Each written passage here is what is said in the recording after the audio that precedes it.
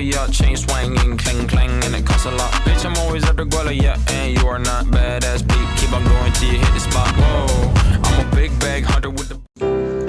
Sejak pertama kali Islam menginjakkan kaki di tanah Spanyol hingga jatuhnya kerajaan Islam terakhir di sana, Islam memainkan peran yang sangat besar pada masa itu, berlangsung lebih dari 7,5 abad, yang mana dibagi menjadi 6 periode.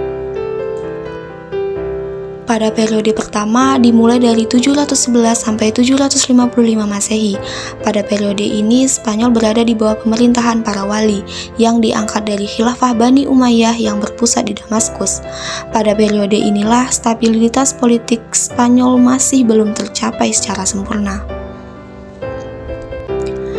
Pada periode kedua dimulai dari 755 sampai dengan 912 Masehi. Pada periode ini, umat Islam di Spanyol mulai memperoleh kemajuan-kemajuan, baik dalam bidang politik maupun dalam bidang peradaban. Pada periode ketiga, dimulai dari 912 sampai 1013 Masehi. Pada periode ini, umat Islam di Spanyol sampai puncak kemajuan kejayaan, menyaingi kejayaan Daulat Abbasiyah di Baghdad. Pada periode keempat dimulai dari 1013 sampai dengan 1086 Masehi. Pada periode ini Spanyol terpecah menjadi lebih dari 30 negara kecil di bawah pemerintahan raja-raja golongan. Pada masa itu Islam di Spanyol kembali memasuki masa pertikaian internal.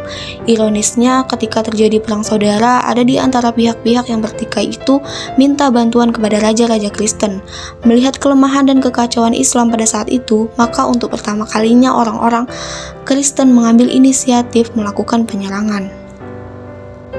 Pada periode kelima dimulai dari 1086 sampai 1248 Masehi. Pada periode ini Islam di Spanyol masih terpecah dalam beberapa negara. Akan tetapi terdapat satu kekuatan yang dominan di sana, di mana Islam di Spanyol pada masa itu dibantu oleh kekuasaan dinasti, yakni dinasti Murabitun dan dinasti Muwahhidun.